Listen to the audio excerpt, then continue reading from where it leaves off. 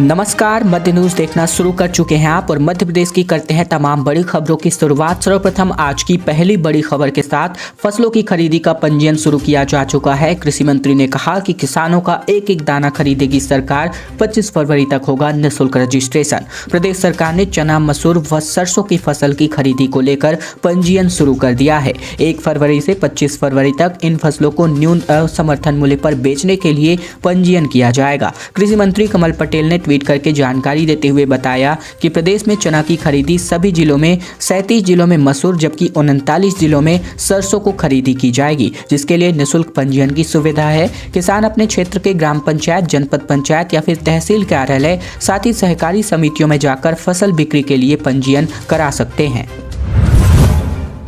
मध्य प्रदेश के 12 जिलों में मच्छर से दिव्यांगता का खतरा मंडरा रहा है, जिसको लेकर बुंदेलखंड में सबसे ज्यादा रिस्क। 10 फरवरी से दवाई खिलाई जाएगी। एमपी के 12 जिलों में एक मच्छर की दहशत की वजह से स्वास्थ्य महकमा हालाकान है। इस मच्छर के काटने से इंसान जीवन भर के लिए दिव्यांग हो सकता है। हालांकि ये सब आपको सुनने में थोड़ा अजीब लग सकता है, लेकिन ये बात बिल्कुल सही है।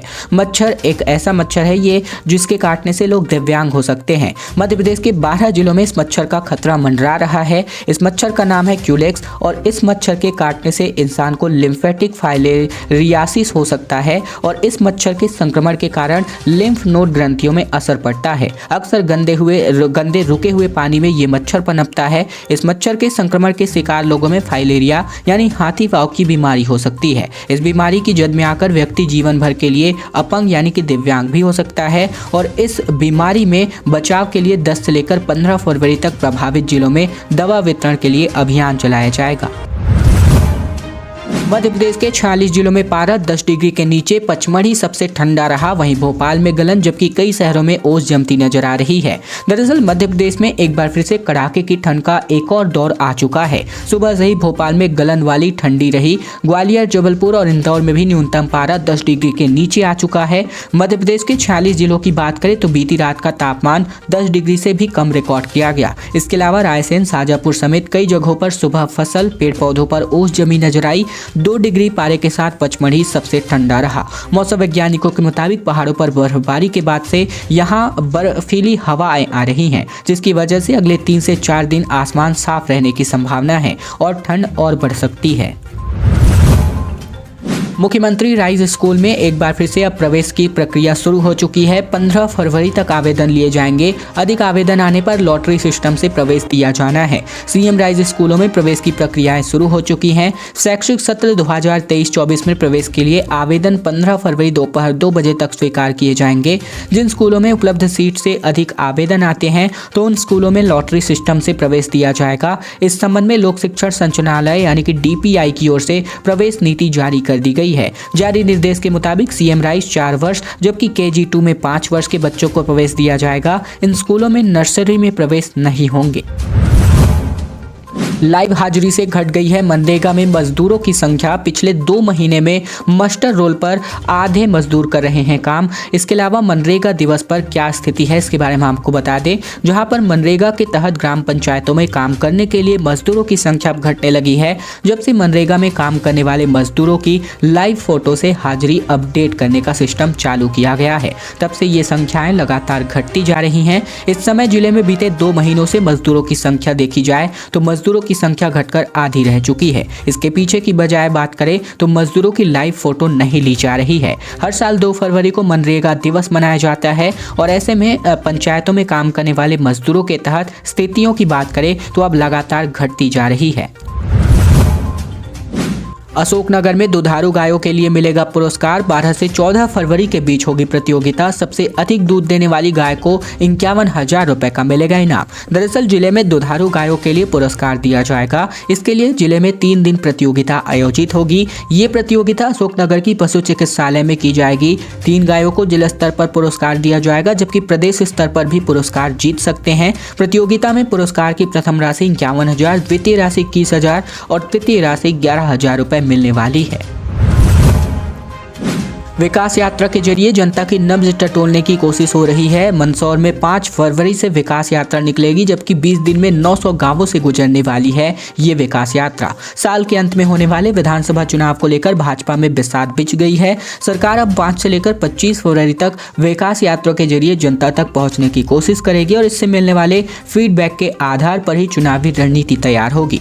5 फरवरी संत रविदास जयंती के अवसर पर जिले की चारों विधानसभा में विकास यात्रा की शुरुआत होगी। इस दौरान 20 दिनों तक शासन व प्रशासन का पूरा अमला गांव की चौपाल पर लगाया जाएगा। 11 पंचायतों में रोजगार सहायक की होगी भर्ती। 15 फरवरी तक कर सकते हैं आवेदन। अधिक अंकों के आधार पर किया जाएगा चयन। अशोकनगर जनपद पंचायत क्षेत्र के 11 ग्राम पंचायतों में ग्राम रोजगार सहायक के पद खाली पड़े हुए हैं और इन पदों को अब भरा जा रहा है। इसके लिए आवेदन 2 फरवरी से लेकर 15 फरवरी तक जनपद पंचायत कार्यालय में लिए जाएंगे। आवेदन करने वालों की उम्र 18 वर्ष से 35 वर्ष के बीच होनी चाहिए। इससे सबसे पहले स्थानीय निवासियों को प्राथमिकता दी जाएगी। अगर एक ग्राम पंचायत में 3 या फिर इससे अधिक कम आवेदन आते हैं तो फिर आसपास की पंचायतों से भी फॉर्म भरे जा सकते हैं। और अब दोस्तों खबरों में आगे बढ़े उससे पहले अगर आप मध्य प्रदेश के हैं, मध्य प्रदेश की रोजाना खबरें ठीक इसी प्रकार देखना चाहते हैं तो नीचे लाल कलर का सब्सक्राइब बटन दिया है, जिसे दबाकर चैनल को आपको सब्सक्राइब करना है ताकि प्रतिदिन की महत्वपूर्ण खबरें मध्य प्रदेश समाचार हम आप तक रोजाना पहुंचा सकें।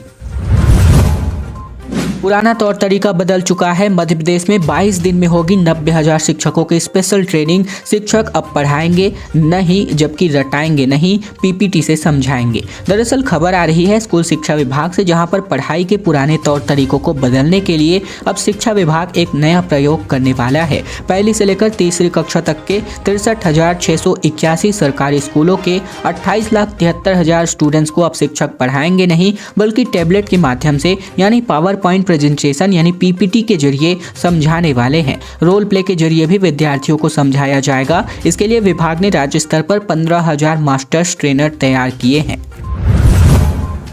भोपाल का इस्लाम नगर गांव अब जगदीशपुर कहलाएगा, जिसकी अधिसूचना मध्य प्रदेश सरकार ने बीते दिन जारी की। भोपाल के इस्लाम नगर गांव का नाम अब पहले जगदीशपुर ही था और इतिहासकार ऐसे बताते हैं कि भारत में शासन करने के दौरान मुगलों ने जगदीशपुर का नाम बदलकर इस्लाम नगर कर दिया था। पिछले 3 दशक से गांव का नाम बदलने की मांग की जा रही थी, जिसको लेकर मध्य प्रदेश में एक बार फिर से एक जगह का नाम और बदल दिया गया है। अब इस्लाम नगर का गाँव का नाम अब जगदीशपुर कहलाएगा। इस संबंध में बीते दिन राज्य सरकार ने अधिसूचना भी जारी कर दी है। बीसीएम ग्रुप के 45 ठिकानों पर इनकम टैक्स की कार्यवाही। इंदौर में कई टीमें छानबीन में जुटी, जबकि रियल एस्टेट दस्तावेज व डेटा जांच के संदिग्ध घेरे में है। इनकम टैक्स विभाग ने रियल एस्टेट कारोबार से जुड़े बीसीएम ग्रुप के इंदौर, बेंगलुरु, कोलकाता, मुंबई सहित कुल 45 से ज्यादा ठिकानों पर छापामार कार्यवाही की है। विभाग की कई टीमें इन स्थानों पर छानबीन में जुटी है। मामले में रियल एस्टेट से जुड़े कई दस्तावेज और डेटा जाँच के घेरे में है। छानबीन में बड़ी गड़बड़ियां मिलने की सूचना है। हाल ही में इस ग्रुप का नाम एक और अन्य ग्रुप इंदौर में शुरू किए गए एक अस्पताल के संचालकों से जुड़ने को लेकर भी सामने आ रहा था। आंगनबाड़ी कार्यकर्ता सहायिका संघ का आंदोलन लगातार जारी। 12वें दिन भी काले कपड़े पहन करके जताया जा रहा है विरोध। अपनी विभिन्न मांगों को लेकर आंगनबाड़ी कार्यकर्ता सहायिका संघ का आंदोलन अभी भी जारी है। बीते दिन आंगनबाड़ी कार्यकर्ताओं और सहायिकाओं संघ द्वारा काले कपड़े पहनकर विरोध प्रदर्शन करके सरकार के खिलाफ जमकर नारेबाजी करी गई। स्थानीय एबी रोड स्थित मडुक पुष्कर नगर धरना स्थल पर आंगनबाड़ी कार्यकर्ताओं का धरना चल रहा था। इसी दौरान सभी आंगनबाड़ी कार्यकर्ता और सहायिका काले कपड़ों में धरना स्थल पहुंची और विरोध जताया। भोपाल में ई बाइक की लॉन्चिंग हुई, जहां पर मुख्यमंत्री शिवराज सिंह चौहान इस बाइक में बैठे। QR कोड स्कैन करते ही ये बाइक हो जाएगी अनलॉक। 75 बाइक फिलहाल दौड़ने वाली है। राजधानी भोपाल में बीते दिन ई बाइक की लॉन्चिंग की गई। सीएम शिवराज सिंह चौहान ई बाइक पर भी सवार हुए। इसके बाद सभी ई बाइक एक रैली के रूप में टीटी नगर स्टेडियम ले जाई गई। कुछ बाइक खेलो इंडिया में शामिल होने के लिए आए खिलाड़ियों के लिए छोड़ दी गई। बाकी को भोपाल में बने 6 स्टेशनों पर खड़ा किया जाएगा। इसके अलावा बात करें तो स्मार्ट पार्क में सीएम चौहान ने ई बाइक की ओपनिंग की। हरी झंडी दिखाकर उन्होंने ई बाइक रैली को रवाना किया। वे ई बाइक पर भी सवार हो गए। इसके अलावा बात करें तो ट्रिपल पी मॉडल पर स्मार्ट सिटी ने इसका संचालन शुरू कर दिया है और ऐसे में अगर बात करें तो शुरू के 15 किलोमीटर के लिए आपको महज जो है यहाँ पर रुपए ही देने होंगे। माफ कीजिए, बता दें 15 मिनट के एवज में आपको 20 रुपए देने होंगे। इसके अलावा बात करें तो न्यूनतम सुरक्षा निधि सबसे पहले आपको 100 रुपए देनी होगी। इसके बाद आप इसको रजिस्ट्रेशन के तौर पर यूज कर सकते हैं। बुरहानपुर में पंडित प्रदीप मिश्रा की यहाँ पर कथा शुरू हो रही है। जानिए कैसे 17 गांव और शहर के 10,000 घरों से रोटियां, कपड़े पैक करके मोबाइल नंबर दर्ज करके ये सभी सामग्रियां भेजी जाएंगी। दरअसल 3 से 9 फरवरी तक बुरहानपुर की रेणुका मंडी परिसर में पंडित प्रदीप मिश्रा के मुखारबिंद से आयोजित होने वाली शिव महापुराण कथा के दौरान बुरहानपुर शहर के 9 वार्डों के अलावा शाहपुर नगर परिषद के 17 गाँवों के 10,000 परिवारों द्वारा भोजनशाला को रोटियां देने का संकल्प लिया गया है। इन परिवारों से रोटियां जमा करके उन्हें भोजनशाला तक पहुंचाने के लिए कार्यकर्ताओं को दायित्व दे दिए गए हैं, जिससे बिना देरी भोजन प्रसाद का वितरण कार्य किया जा सकता है। पहले दिन 150 क्विंटल रोटी का लक्ष्य है। जैसे जैसे लोगों की संख्या बढ़ेगी, रोटियों की संख्या भी बढ़ने वाली है। खैर दोस्तों, आज की खबरों का सिलसिला बस यहीं तक का था और अगर आपको यह वीडियो पसंद आए तो वीडियो को लाइक करना मत भूलेगा। चैनल पर नए हैं तो चैनल को सब्सक्राइब करना मत भूलेगा, ताकि प्रतिदिन की महत्वपूर्ण खबरें, मध्य प्रदेश के समाचार, तमाम बड़ी खबरें मध्य प्रदेश से रोजाना हम आप तक पहुंचा सकें। तो चैनल को जरूर सब्सक्राइब कीजिएगा।